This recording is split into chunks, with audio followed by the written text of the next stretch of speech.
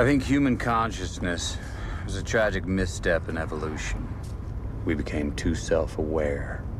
Nature created an aspect of nature separate from itself. We are creatures that should not exist by natural law. I think the honorable thing for our species to do is deny our programming. Stop reproducing. Walk hand in hand into extinction.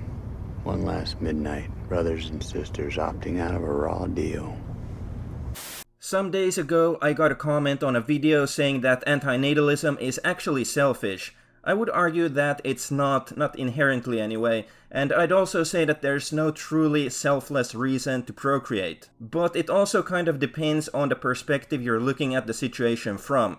For example, some people view life as a gift or some kind of positive thing. They might argue that if someone becomes antinatalist and doesn't have children in order to pursue their own enjoyment, pleasure, and personal fulfillment, then you could say they are depriving potential future people of the gift of life. However, then we have to ask, is life really a gift or a positive thing? I would say that life is definitely not a gift because it doesn't have the attributes of a gift. For example, if someone tries to give me a gift, I can say yes or no to the gift. I'm not forced to accept it. But with life, we are forced into this existence regardless of our own will. It is our parents that make the decision for us. So it's not a personal choice to be born. Life is something that is imposed on us. In that regard, life is not a gift. Another reason why life isn't a gift is because you can usually return a gift or get rid of it somehow, such as by throwing it in the garbage or selling it for money. There isn't, however, any reasonable way to get rid of the so-called gift of life. You can't return it or sell it, and the only ways to exit life are quite painful, scary, and risky. It's not even guaranteed to work, and you could just end up suffering more. So that's another reason why life isn't really a gift. Thirdly, I would say that you also typically don't need to work to maintain a gift. There are some exceptions, like if someone gives you a car and you want to keep it and use it, then you must pay for fuel, repairs, insurance, and other costs. However, a car can be returned or sold, or you can stop using it in order to stop paying for the costs. With life, however, you are forced to work to maintain your meat suit body even if you don't want to do it.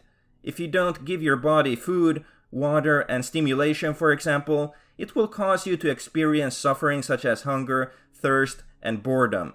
Considering these things, it is pretty clear that life is not a gift. I would also say that life isn't even a positive thing. There might be some superficial beauty and enjoyable pleasures in life, but it is also a slow-motion death sentence, and we are guaranteed to experience some amount of suffering. The pleasures and happiness are often fleeting.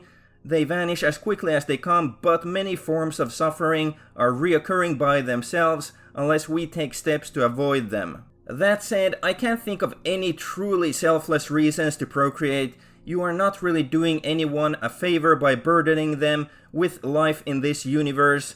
Most of the reasons people typically reproduce are actually selfish if you think about it. Some people might be bored or feel lonely, so they decide to have children.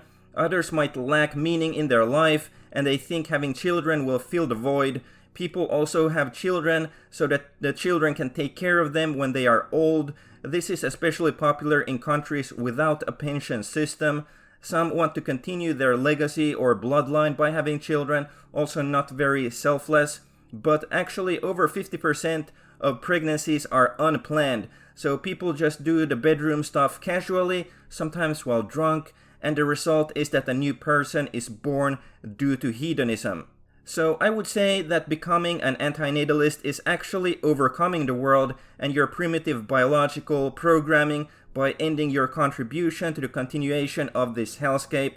Sure, there are also selfish motivations to not have children, but as I pointed out, there doesn't seem to be any selfless reason to have children either, so it's never about them, it's always about me, me, me.